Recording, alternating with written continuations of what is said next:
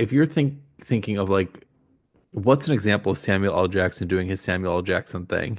I feel like it's this. Or if you want to be like, what's an example of Bruce Willis doing his Bruce Willis thing? It's this.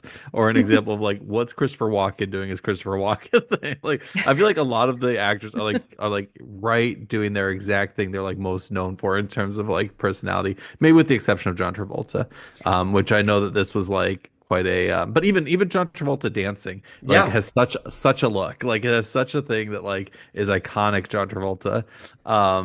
Like I feel like a lot of these actors are like just like and it makes me wonder like did Pulp Fiction capitalize on this or did it like create this? Like So I think that's interesting. I think that's a really, really good point. And with the JT character, he is almost harkening back to Danny Zuko in Grease or Saturday Night Fever or things like that. Because he is the cool character and the way he talks, man, like a lot of elements to his character are just cool. And it was interesting looking up like the where this movie falls in the roles of all of these actors, like the main actors' careers.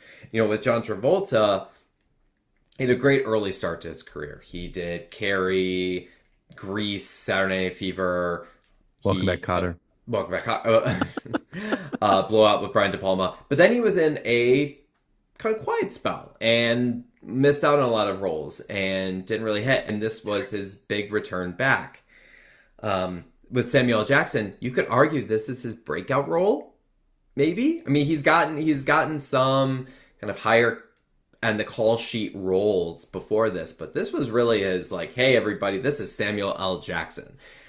Same with Uma Thurman, this is her breakout role. With Bruce Willis, this is him right in the middle of his star run that began with Die Hard and ended probably with The Sixth Sense or maybe a little bit after that. So this is like right in the heart of everything. So you could argue that for a Travolta, for especially for Samuel L. Jackson, this was like the catalyst to forming the personality trait of so many of his characters that he's portrayed later on in films, you could say. But maybe with John Travolta, it's like, hey, what works for me? We've identified this. I need to be, I'm the cool guy. I'm the song and dance guy. This is what I should be leaning towards. So that's a really good question, thought, and perspective to put behind this, Ben, in terms of where they'd be going with this. And